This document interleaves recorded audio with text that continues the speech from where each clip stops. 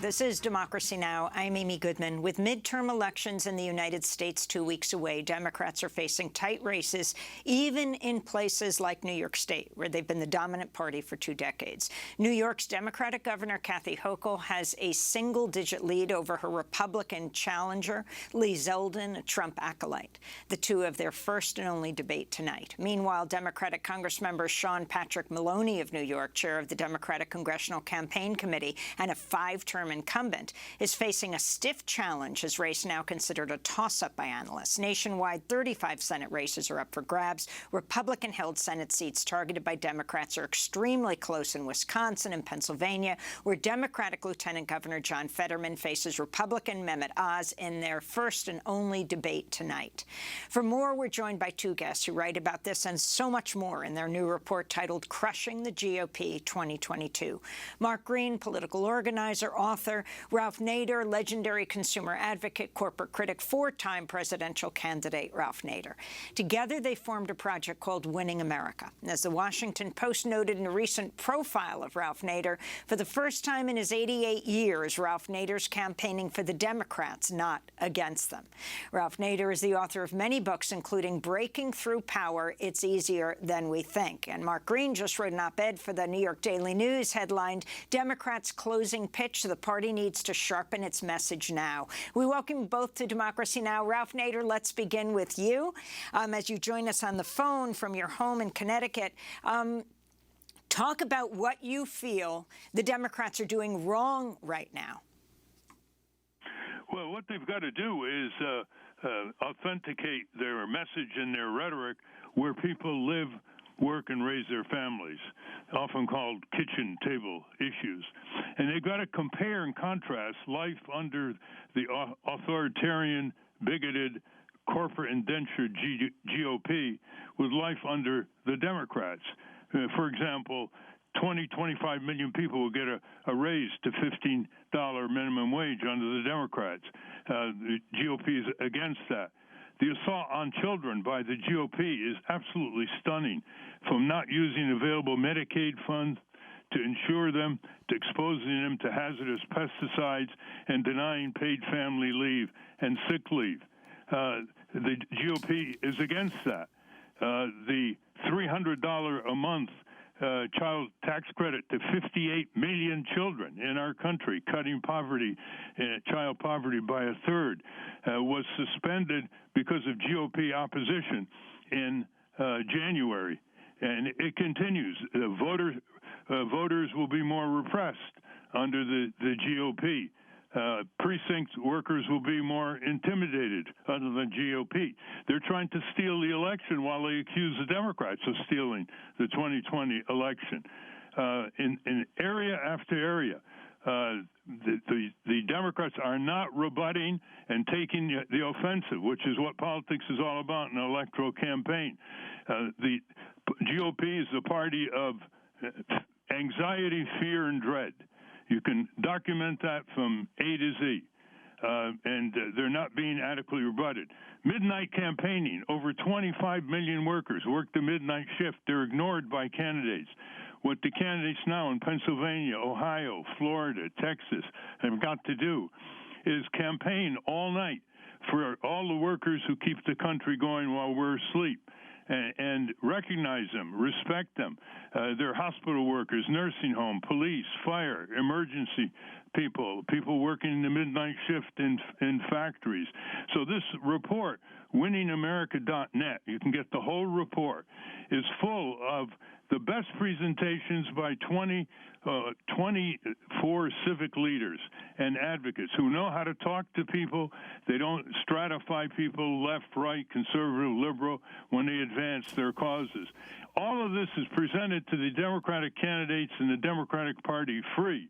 The question is whether they will break through their political and media consultant force field, which keeps them from having input from civic groups, and find all the ways that are very poll-tested, by the way, that will grab the attention of liberal and conservative voters alike.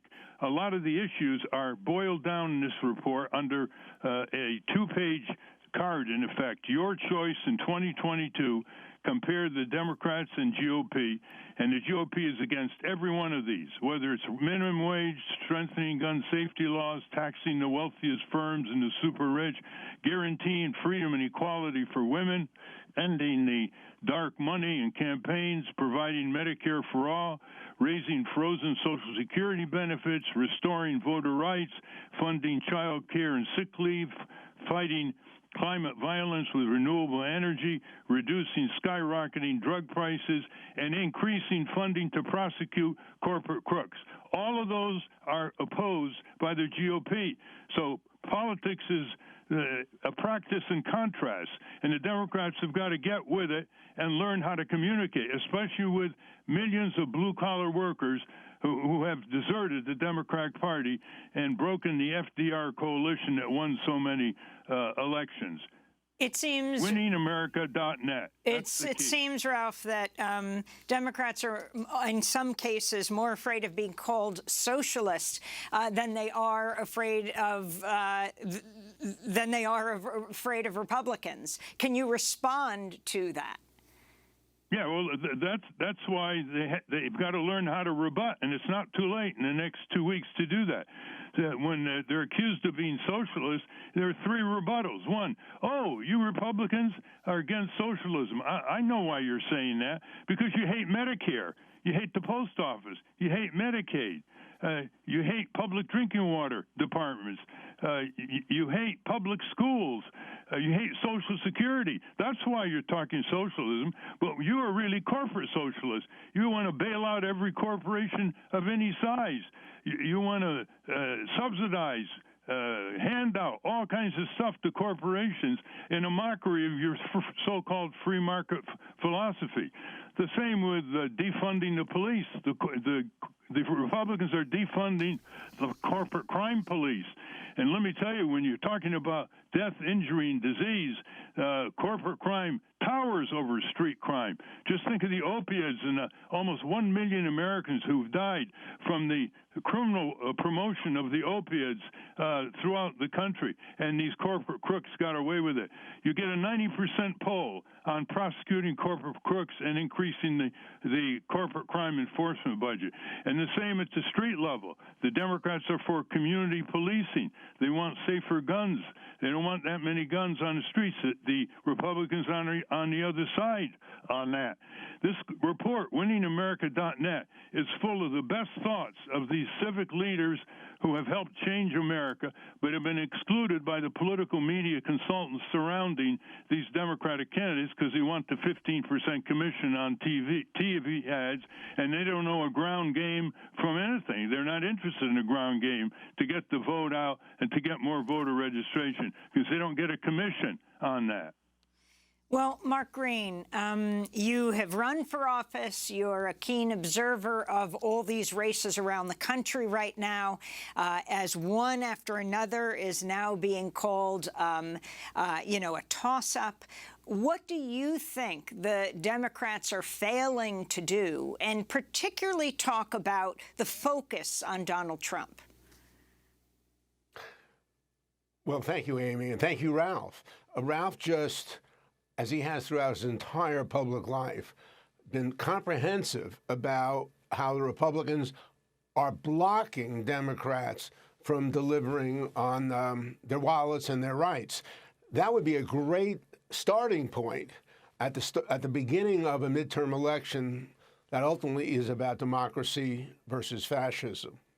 But now in the last 2 weeks, you got to know how to be rhetorically muscular against a party, the Republicans, who don't hesitate to call Democrats not only socialists, but communists and murderers. And so at this point, Democrats can't flinch at being blunt and reducing their campaigns to 1, 2, or 3 major phrases and concepts.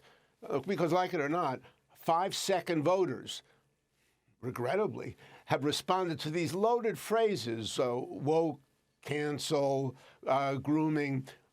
Democrats have better policies. How the hell are they losing to a party with apparently better messages? And so Biden, who's been a very good president and wanted to be and has been a uniter, has to rise to the occasion. Not only the civic and public interest groups that Ralph is talking about in our report, but the public hears because the White House has a big decibel count. When the president says it, then others follow. So there are three topic sentences, basically. The overall is that the GOP are dangerous extremists who are stealing our freedoms and our wallets. What does that mean? One, Social Security. Public understands that. You don't have to spend a lot of money and time. They want to have annual budgets rather than mandatory funding for Social Security, which means they're going to cut Social Security to you who've been paying in for your entire work life. Second, they're the party of violence and corruption. It's not just January 6th, which they explain away, but their refusal to have adequate gun laws, so we have far more gun murders leading to higher crime, and their assaults, the MAGA mobs hounding local officials, and so they deploy violence, and while they talk about the language of liberty, they want to ban books and abortion and many voters and trans and marriage equality. So it's Social Security, and they talk liberty, but they really are for violence and lawlessness. And third, democracy. Democracy now. I think that's a good phrase. Amy, you've been doing this your whole life, Ralph and I as well. The issue is not merely they want to reduce voting, because that's the only way they can win, being a minority party with bad ideas. Connect democracy and economy. Bob Kuttner, an economic writer, in his American Prospect and now in our volume, explains, if you reduce the number of minority voters, then, and then only then, can the majority win when it comes to, why don't we have secure Social Security? Why don't we have a higher minimum wage? Why don't we have more child tax credits, which halves poverty among children? So if you focus voters on three issues where the Republicans are blocking progress and are engaged in violent acts and are undermining democracy, well, extremism is not patriotism. And they have to mobilize all these issues that Ralph listed in ways that the public, the swing public, those who pay little attention to campaigns until now, to get them to turn out and vote. Ralph Nader, let me ask Ralph about the role of the media in this campaign, your assessment. Well, if you talk about the main newspapers, the New York Times, Washington Post, et cetera, they're giving huge play to these crazed right-wing groups that nobody ever heard of. They put them on page one. They make them into a big act. And these groups love it. They use it for fundraising. Whoever heard of the Claremont Institute, for example? They give huge publicity to J.D. Vance. Why take a chance with Vance? He's a flip-flopper. He's a zigzagger. But they only recently gave attention to Tim Ryan, his opponent for the U.S. Senate in Ohio. They're constantly publicizing the right-wing people and groups and giving the impression there's nothing going on the progressive side, that there isn't voter registration drives by citizen groups and student groups on campuses. This is very damaging because they're giving publicity to the very groups and political forces, the GOP, the authoritarian, dictatorial, corporatist GOP, that's going to go after freedom of press, not just criticize them the way Trump does. They're going after freedom of press. So it's extremely short-sighted. WinningAmerica.net should be page one in the New York Times and Washington Post and not be ignored. It's 24 groups all over the country who know what they're talking about, and they're not getting any coverage. This is really the first national program on WinningAmerica.net. It's 80 pages long, chock full of ways to landslide this Republican Party. Imagine what FDR and Truman and Lyndon Johnson would have done to this GOP. Instead, they're slightly ahead in some of the polls in the congressional races. And their positions are routinely against workers, all workers. They don't want workplace safety rules enforced.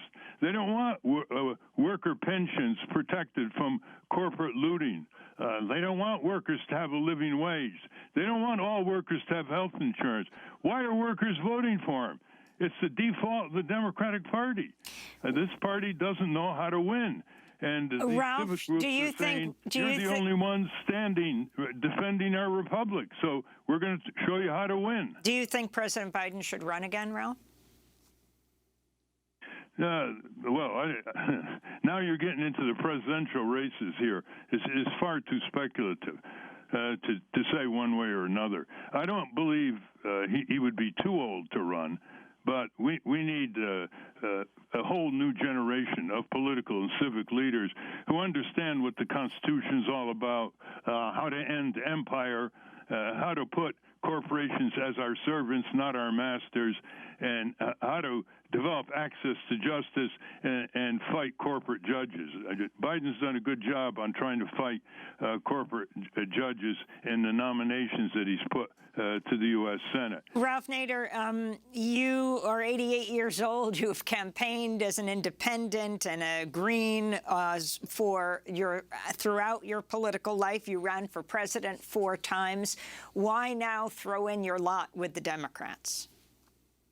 Well, this is clearly the most dangerous political movement since the Civil War. The GOP is under the corporate fascist Trump's thumb. He's bred a whole breed of mini Trumpsters who are getting far too much publicity compared to their opponents. And everything we fought for, Amy, for over 50 years is at stake here. They're ready to do everything but tear seatbelts out of cars.